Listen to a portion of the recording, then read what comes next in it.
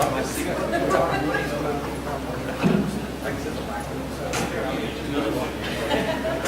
sit next to Ruiz, but I don't want to.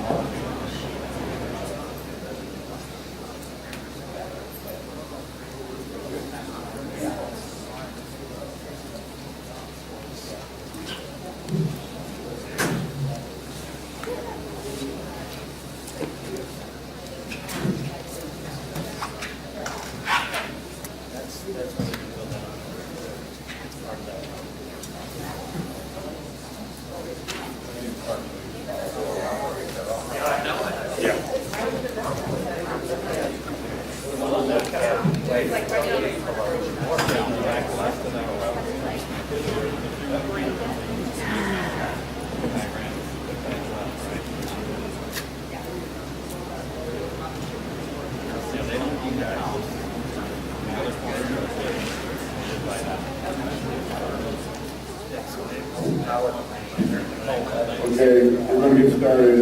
Jim and Mary, I guess, go off when you get here.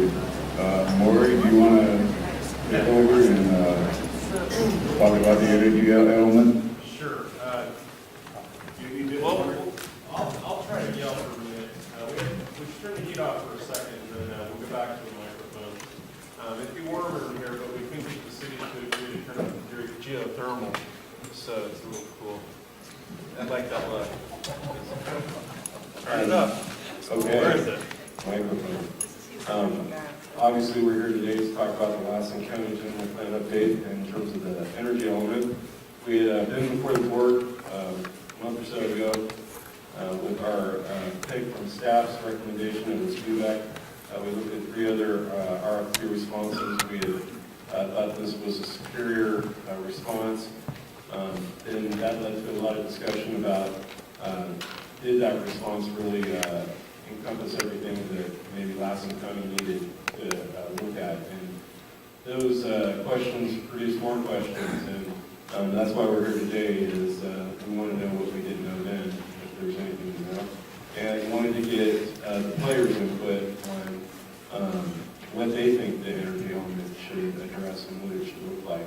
So we invited a lot of people, a lot of different agencies. I see a lot of people that I know and a few that I don't. So this side would predict would be interactive, but we thought we would proceed first with a presentation from UVAC. And we have with us today Catherine Waugh and Ian Fisher, and they're going to do an overview of what they see them doing in terms of updating our energy element. And then I think we'll talk about how that looks in terms of what everybody here thinks that if that would be a good fit or not. So that's sort of how I see it proceeding, Mr. Chairman. So with that, I'd give the floor to as well.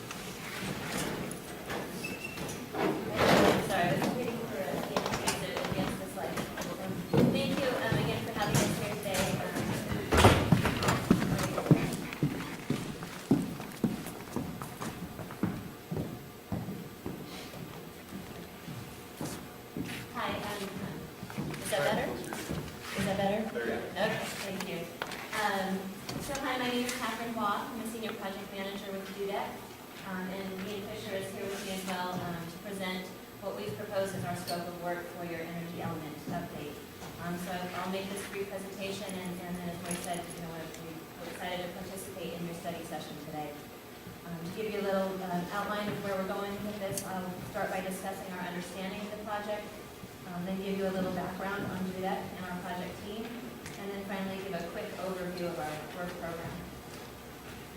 So based on our understanding of the county's goals for this planning process, our work will ensure that the county has the best opportunity to attract and influence energy development projects. We will work to define a transparent and predictable process for the county to implement as individual projects are brought forward. And we will develop policies and programs that are practical and effective and realistic. Through preparation of both the energy element and the environmental review documents, we will work with the county to establish requirements for resource management, and that would be to ensure that environmental impacts are minimized if not avoided. These would be presented in a program-wide environmental impact analysis, and that would be key in supporting the county's implementation of the general plan as individual projects are brought forward and streamlining the process to review those projects. So we've developed our work program for this effort to ensure that we can address the key concerns listed on this slide. First, the county's planning needs to be based on current technology and regulations. Both have changed since the current energy element was prepared, and additional changes can be expected. So with those changes in technology and regulations, new opportunities for energy development are expected to arise. And updating your energy element would allow you to take the best advantage of those new opportunities. Second, while there's plenty of potential to site renewable energy projects in Lassen County, the viability of those types of projects is closely tied to the ability to transmit that energy to the demand centers. So those types of opportunities and requirements related to transmission capacity and substations are going to be a critical component of the project. We would work to consult with LMAG to understand their long-term plans for the 220 kV line that they're investigating, and make sure that our planning effort is compatible with that. And in addition, the county needs a plan that retains enough flexibility to respond to changing conditions, technologies, and regulations, and is not based on assumptions that might later restrict your options or restrict market competition. The plan also must provide assurances that adverse environmental effects will be minimized, and that energy development will be compatible with other county codes and standards. Now that I've introduced what we see as the critical issues for the county to consider, I'd like to give you a little background on DUDEC and the project team that we've assembled. So this slide shows you some of the energy projects that we work on statewide. We are an environmental consulting and engineering firm. We've been in business for 32 years. And we have a wide range of experience in energy development and transmission projects. As one example, we prepared a wind energy ordinance for the county of San Diego and a program EIR to evaluate that ordinance, and it was intended to help the county attract and encourage renewable energy development. The next slide lists our project team, which will be overseen by our principal, Kathy Spence-Wells. She has over 30 years of experience in planning and environmental review. She has served as planning staff and planning director for a wide range of cities and counties throughout the state. And that experience brings to her a level of practicality when she looks at all of the planning work that we do. Her focus is on how is this practically going to be implemented as the county or whoever moves forward with their individual projects. Kathy and I enjoyed the opportunity to work in Lassen County when we prepared the Dyer Mountain EIR, so we have some familiarity with the county and your resources already. I would serve as a project manager. I have over 13 years of experience managing complex planning and environmental review projects where you need to simultaneously keep track of the big picture as well as focus in on the finite details to make sure that all ends of the project are proceeding appropriately. We also have several other technical experts involved. Carrie Fernandez will be our deputy project manager for the general plan for the energy element itself. She has worked on numerous planning projects related to energy development and renewable energy resources. And she understands how to balance multiple community concerns with providing opportunities for energy development projects. Jen Johnson would be our deputy project manager on the CEQA end of things, the environmental review portion of the project. She specializes in preparing environmental impact reports and environmental impact statements that evaluate renewable energy projects.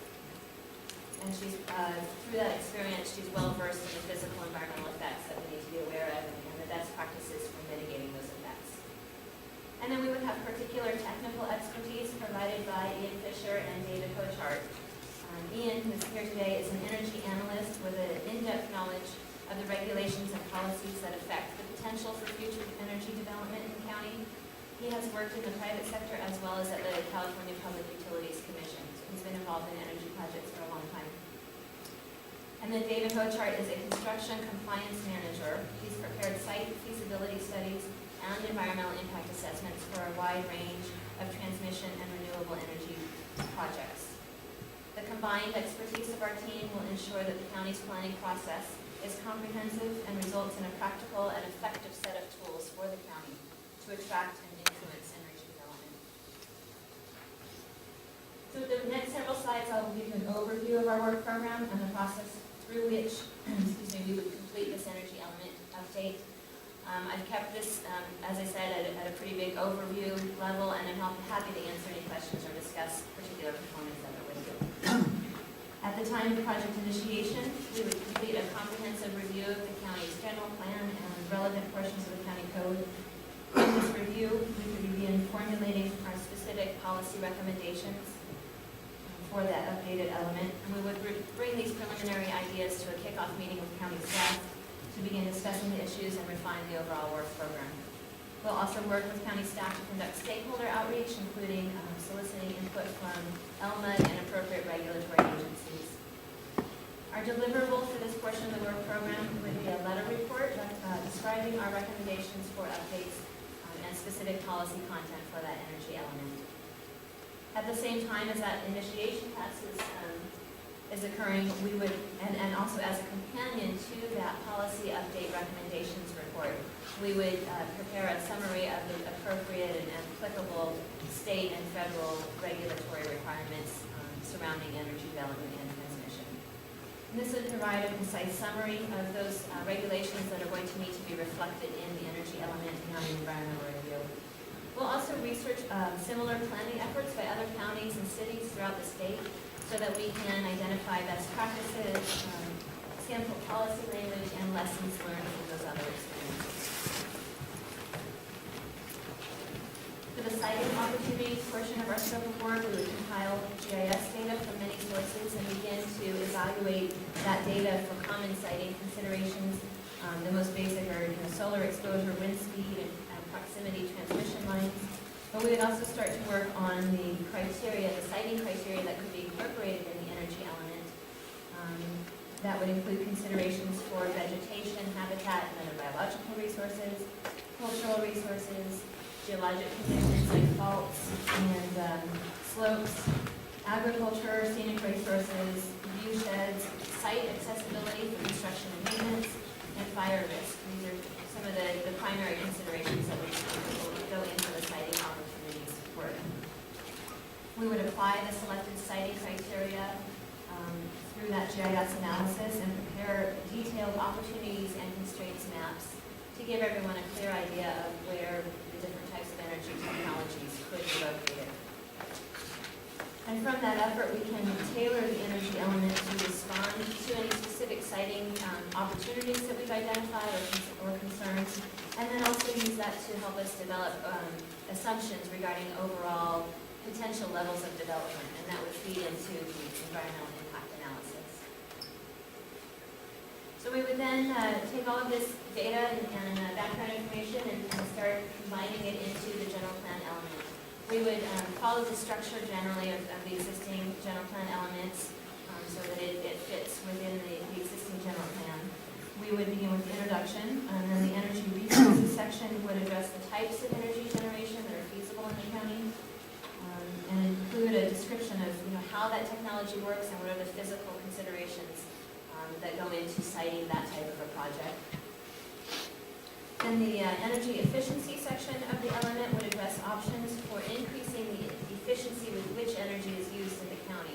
So this would focus on the built environment and do things like identify funding sources that might be available to county residents and businesses for completing energy upgrades on their homes or businesses. The next section would be the energy infrastructure section, which would address transmission and substation capacity, opportunities, and needs. and it would also identify the outside agencies that are involved in those transmission decisions and the relevant regulations and requirements. Finally, the policy plan will define the county's goals, policies, and implementation measures with respect to energy development. That policy plan will present content that could apply broadly to all types of energy issues within the county, as well as contain specific detailed policies or implementation programs that might be related to specific energy generation technologies or transmission issues, so that we could address the program comprehensively as well as provide specific guidelines for each type of energy project that might be developed. And the policy plan would also include specific standards for environmental resource management, and that would be very important in the environmental review process as well. The next portion of our work program is the public involvement program. Obviously, this is a project that could influence future land use issues in the county, and so it's very important that we have an active public participation program, and that we keep the county's residents and businesses, as well as other stakeholders, well informed and actively participating. So we would include a public workshop after we've done a lot of the background research and started coming up with some of our basic policy recommendations. We would take an opportunity to bring those ideas up to the public and to the stakeholders to get some feedback on that and help shape our development of the energy element. We would also hold an environmental scoping meeting as part of the environmental review process. This type of meeting typically focuses more specifically on the environmental effects, but would also be used to help inform our preparation of the energy element itself. Then we anticipate 2 public hearings as part of the environmental review process. One would be when the draft DIR is released for public review, to allow an opportunity for the public to understand what's in that document and provide comments to the county on the content. And then again, at the time that the final EIR is considered for certification, that is also done in a public hearing setting. And then finally, we would provide written communications such as issue summaries or project updates that could be distributed, posted on the county's website and distributed throughout the community, just to keep people regularly informed of how we're moving through this process. And then finally, we would complete the California Environmental Quality Act requirements for environmental review.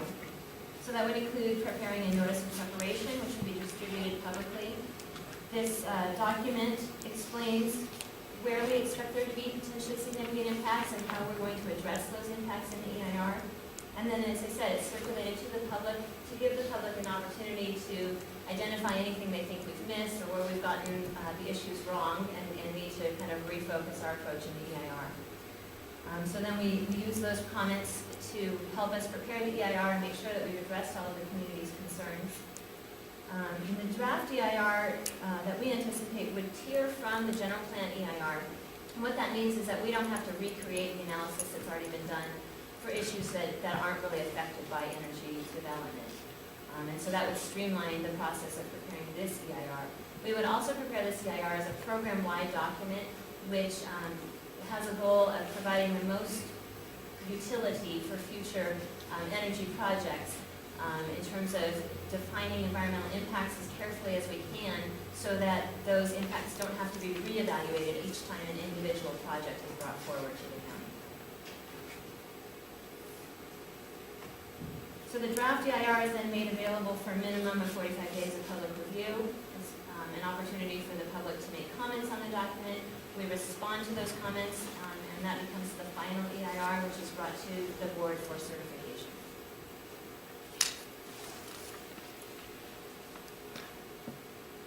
So finally, I wanted to say that our team has a clear vision for developing an energy element that we think would support the county in achieving your goals for economic development, for resource management.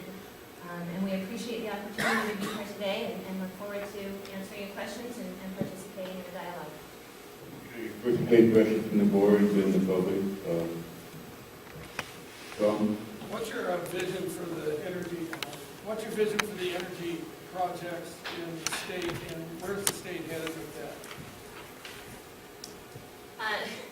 I'm not not sure exactly what you're meaning by that, though. Okay, we have energy projects coming up in the state. Where are they headed? I mean, is there going to be a large increase in, is it headed towards solar, towards wind, towards geothermal, towards coal? I'm probably better one to answer that one. Hi, my name's Ian Fisher. I'm actually one of the energy analysts with Union. So where's the state heading? At the moment, the state has got a 33% renewable portfolio standard. That means that all the major utilities, and I'll talk about all in a second because it's pretty unique, all the major utilities are required to have 30% renewables by 2020. That's where the state's heading. The state, those major utilities have already bought all the energy they need for that to get to 2020. Those projects are being developed. However, there is talk of our bills in Sacramento for 50% RPS. Whichever way you fall on that, it's kind of depends. But there are bills out there and people are trying to promote 50% RPS. So there is some move afoot to head in that direction further. In addition, there's also additional work on distributed generation, which is much more local to the actual load. That's also a major element to what's happening in the state at the moment. Other things that are actually happening in the state which really affect this, that affect how energy is used and where it is produced, include the close down of the once-through cooling gas plants on the coast. So there's a whole bunch of plants on the coast that are not from 1950s, that have to be shut down because they're sucking in too many fish, and they're basically, they're old technologies, they're inefficient. So there's a lot of those going down. Things like SONGS, the nuclear plant in LA has been shut down permanently. So there's definitely a deficit of energy there at the moment. SCE is scrambling around trying to put things together. So where it's heading, away from nukes, away from gas on the coast, towards more localized gas, and I would say, as a guess, towards more renewables. And as for coal, coal's always been a really minor element in California anyway. Does that help? Yeah, that's what I wanted to hear. Yeah, kind of tying into what you just said with the gas and whatnot, how about biodiesel and ethanol? I mean, is that, where does that come from? I've got to be honest, I'm not that well of my ideas in that film, so I'm not sure I can't really contact that. I had a question. The EIRs that you referred to in your presentation, are those included in your proposal, or is that come at additional cost to the county? The EIR is included in our server form. How long are those EIRs good for? There's no set rule as to how long an EIR is good for. It depends on the background conditions at the time it's prepared, the assumptions that are made, and then how those assumptions, if those assumptions remain true or not. Something, when we do a biological survey to identify specifically which bugs and bunnies are on a project site, that type of information goes stale faster than a policy-oriented environmental impact analysis. But again, there's really no, there's no guarantee, and there's no clear and hard rule as to how long that's valid for. There is a document in the CEQA guidelines called a master EIR that specifically has a 5-year horizon, but other EIRs, other types of EIRs don't have a specific and set rule. More questions?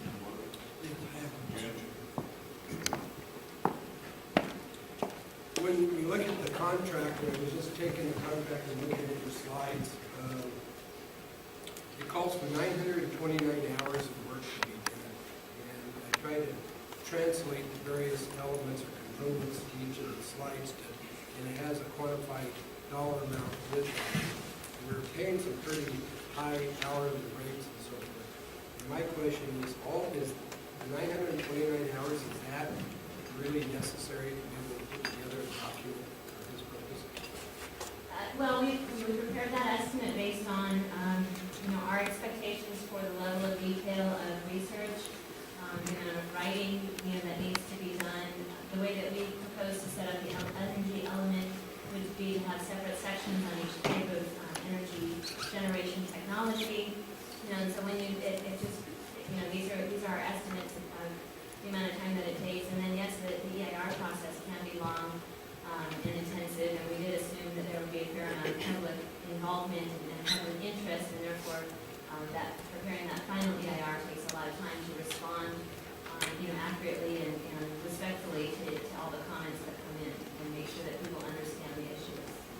Well, I understand that side of it, but going back to the slide on regulatory context, this is where you review federal, state, and local regulations, assess other recent local government efforts, and the deliverable is the regulatory context. You allocated and budgeted 48 hours to do that. $7,200 is what the net cost would be. Does it take 48 hours to review the existing regulations?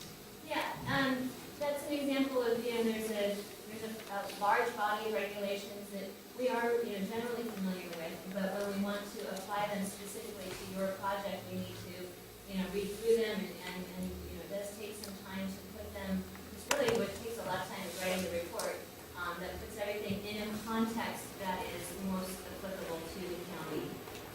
And then, we have a great pride in the quality of our work, so what I write gets reviewed by somebody else, and so that does add time to the budget, but we feel that that time is evident in the quality of the document actually produced.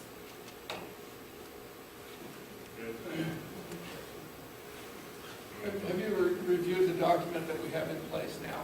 I have. And it's antiquated? I don't think that it's antiquated. I thought that it was actually, very well written.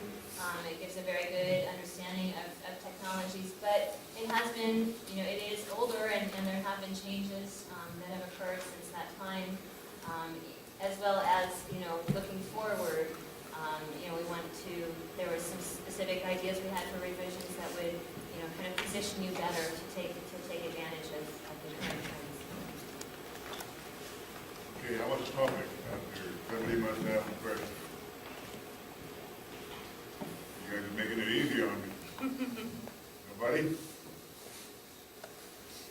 Maybe they'll have more as we get into the issue. Right. I'm sure once you get the draft out,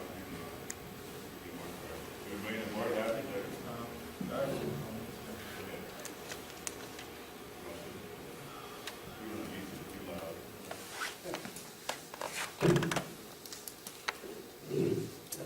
Just to recap on the agenda and what, as I see it, the meeting's about. I know there's a contract here waiting for our approval, but as the agenda states, it is the, number one, the potential for energy development in Lassen County is what we're discussing. What preparation needs to be taken now? How can the board best facilitate energy development? And is the contract being considered adequate to facilitate preparations of the energy element update? So I think we were hoping to hear from some of the energy players to sort of give us some feedback. Like you mentioned, we do have an energy element in place that, as you said, is well written. I mean, it covers biomass, cogen, fossil fuel, geothermal, hydroelectrical, solar, waste energy, wind, transmission lines, and it's quite comprehensive. I would just like to, I really think, I'm all for having the necessary tools in our tool chest to promote wind energy or whatever kind of energy brings business to the county. But when I look at the very first task to be done is upon authorization to proceed, the contractor will review the current energy element to identify needs for updated data.